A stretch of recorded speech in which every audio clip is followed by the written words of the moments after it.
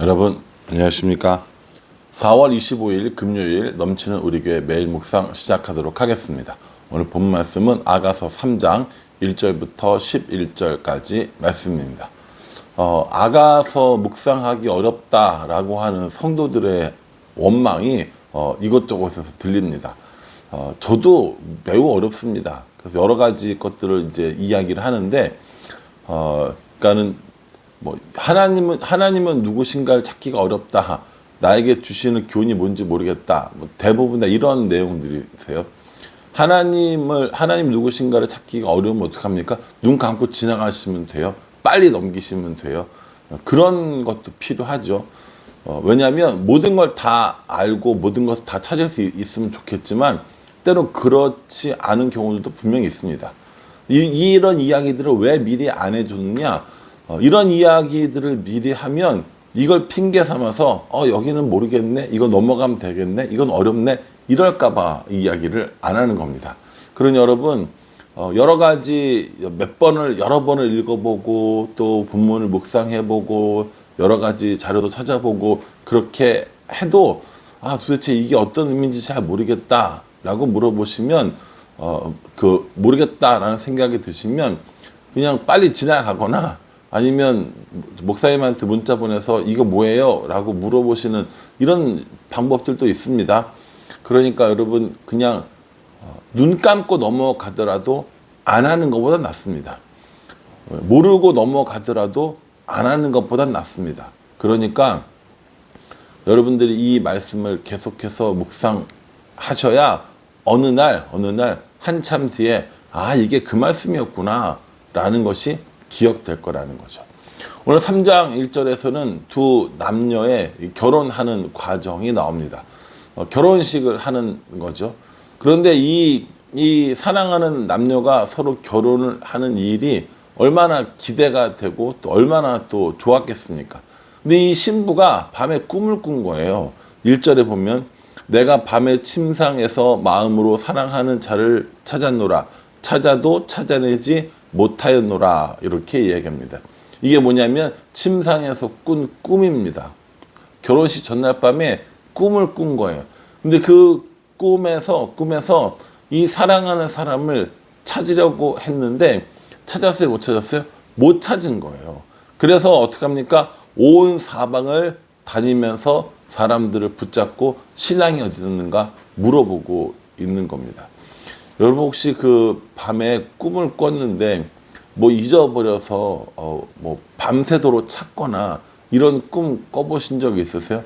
그럼 어떡합니까? 그 다음날 일어나면 온몸 삭신이 다 쑤시고 너무 아프고 힘든 그런 혹시 경험 있으세요? 저는 있거든요. 저는 꿈에서 많이 찾아본 건 아니지만 그래도 여러 번 이것저것 찾느라고 무슨 산에도 올라가고 바다도 건너가고 바닷속에도 들어가고 등등등 이런 것들 되게 여러 번 경험이 있는데 그럴 때마다 깨서 그 생각이 드는 거야. 힘들어. 내가 평상시도 안 하는 거 꿈에서 하려서 너무 힘드네. 이랬거든요. 그러니까 이 여인이 지금 자신의 신랑을 찾는데 찾지 못하는 그 안타까움이 여기에 고스란히 드러나 있습니다. 성안을 순찰하는 사람, 거리에나 큰 길에나 찾고 찾는 이런 모습을 보여주고 있습니다. 여러분 이게 꿈이 아니라 현실이라도 결혼식 전날 밤에 신랑이 없어졌으면 신부가 찾아다니지 않겠습니까? 얼마나 간절히 찾겠어요. 도대체 무슨 일이 생긴 건 아닌지 왜 안 오는지 걱정하면서 아마 찾을 겁니다. 여러분 이렇게 사랑하는 사람을 걱정하면서 찾는 그 마음의 동기는 무엇이라고 생각하십니까? 저는 사랑이라고 봅니다. 그 사람을 사랑하기 때문에 찾는 거죠. 우리가 하나님을 찾을 때 이렇게 간절한 마음으로 하나님을 찾는가? 라고 생각해 보면 안타깝게도 사랑하는 사람을 찾는 것만큼 그렇게 간절히 하나님을 찾는 것 같지는 않다라는 생각을 해볼 때가 있습니다. 여러분들은 아니고 제가 그렇다는 거죠. 여러분 우리가 무언가를 간절히 찾고 또 누군가를 간절히 찾는 그 마음 때문에 정말 온몸이 탈진이 되고 온몸이 녹초가 될 되도록 그 사랑하는 사람을 또 혹은 그것을 찾아다녀 본 적 있으십니까? 만약에 그런 일들이 있다면 오늘 이 시편 말씀, 오늘 이 아가서의 말씀이 마음에 확 다가올 거라고 생각합니다. 밤새도록 전전긍긍하면서 이 사랑하는 신랑을 찾았다라는 것이죠. 제가 전에 이제 그 사람들이랑 문자하면서 마지막 멘트로 종종 쓰던 얘기가 뭐냐면 꿈속에서도 그분과 였습니다. 그러니까 꿈속에서도 하나님과 함께 하기를 바라는 마음으로 그렇게 마지막 멘트를 썼던 적이 있었는데 우리들의 하루 종일의 삶 가운데 하나님께서 함께 하시고 꿈속에서라도 하나님께서 함께 하시면 얼마나 좋겠는가 하는 마음으로 그런 멘트를 썼던 적이 있습니다. 여러분들 어떠세요? 우리들의 삶 가운데 그렇게 하나님을 찾고 찾는 신부가 잃어버린 신랑을 찾아 헤매듯이 찾는 이런 일들이 우리들 삶 가운데 있습니까? 우리가 하나님을 그렇게 찾는 사람이 되었으면 정말 좋겠습니다. 6절 이하에 보면요, 이제 그 결혼을 하게 된 거예요. 6절에 보면 몰약과 유향과 상인의 여러 가지 향품으로 향내 풍기며 연기 기둥처럼 거친 들에서 오는 자가 누구인가 이렇게 얘기합니다. 되게 상투적이죠.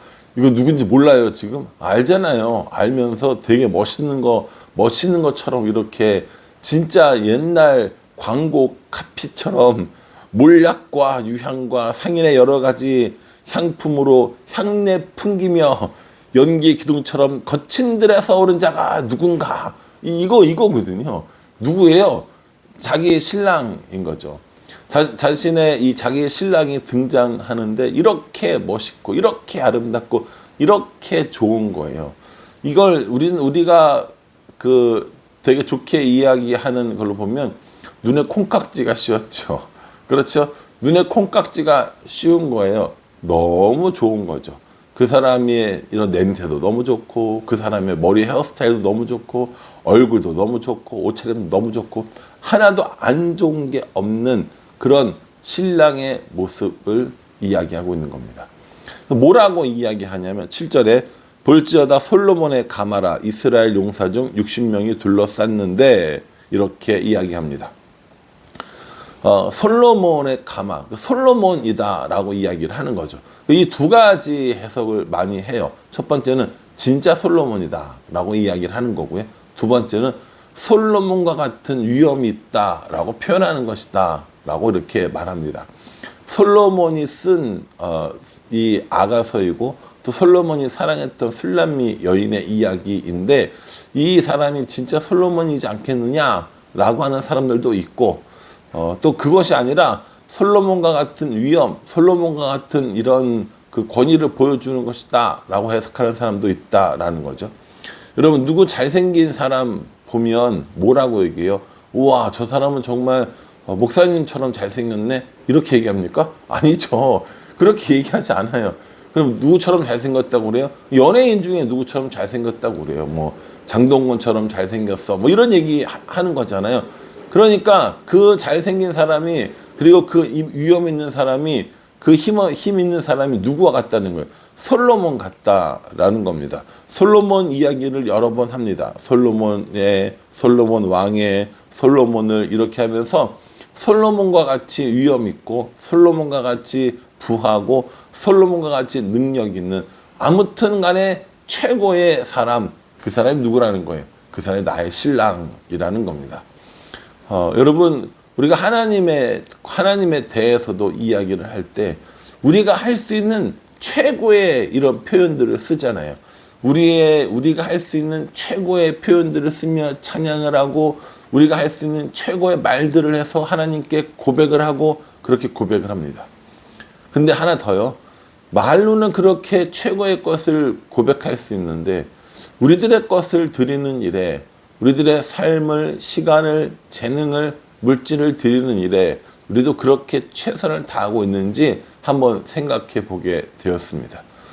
저는 이 말씀을 묵상하면서 야 이렇게 아름다운 시, 이렇게 아름다운 노래, 야, 정말 멋있다라고 생각했는데, 그러면서 나도 이렇게 말과 입술과 혀로만 하나님의 아름다우심을 노래하고 이렇게 하는 거 아닌가라는 생각을 했어요. 이 신랑과 이 신부가 서로 그리워하며 서로 애틋하며 서로 보고 싶어하며 이제 결혼에까지 이르렀는데, 결혼한다라는 것은 모든 것을 다 주겠다라는 거거든요. 우리가 하나님을 믿는다고 하는 것은 하나님께 모든 것을, 나의 모든 것을 드린다라는 겁니다.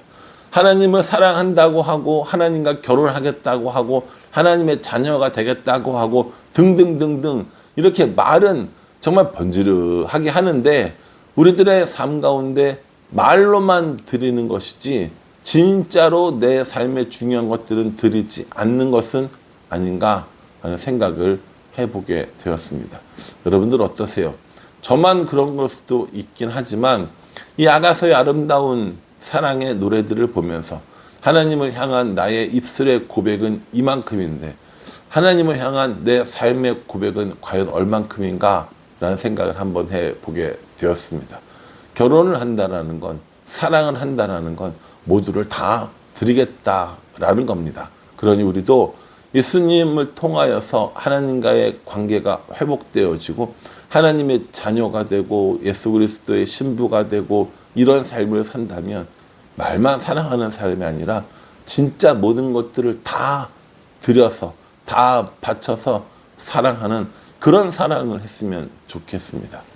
우리들의 삶 가운데 뜨거운 사랑을 나누는 연인들처럼 우리도 하나님 앞에 그렇게 뜨거운 사랑을 할 수 있다면 얼마나 좋겠는가라는 생각을 해봅니다. 오늘 이 아가서 본문을 보면서 하나님을 말로만 사랑할 것이 아니라 더 뜨겁게 사랑할 수 있는 사람이 되었으면 좋겠다라고 묵상을 해봅니다. 어떻게 적용할지는 저도 꼼꼼히 한번 구체적이고 실천 가능하게 한번 써볼 테니까요. 여러분들도 이 말씀 묵상하시면서 어떻게 하나님을 이렇게 뜨겁게 사랑할 것인가에 대한 진지한 묵상이 있었으면 좋겠습니다. 바라기에는 저와 여러분 모두가 이 말씀처럼 더 하나님을 사랑하는, 더 신랑을 바라보는, 더 신부를 바라보는 그러한 삶을 살아가는 우리 모두가 되기를 주님의 이름으로 축복합니다. 기도하겠습니다. 하나님, 신부가 신랑을 꿈속에서 찾아 헤매는 것처럼 우리도 꿈속에서 마저 하나님과 함께 있기를 원합니다. 더 하나님을 사랑하고 더 간절한 마음을 가지고 하나님을 살아가는 우리가 될 수 있도록 은혜 베풀어 주시옵소서. 예수님의 이름으로 기도합니다. 아멘. 이 말씀을 통해서 하나님을 더 뜨겁게 사랑하는 우리 모두가 되기를 간절한 마음으로 기도하겠습니다. 감사합니다.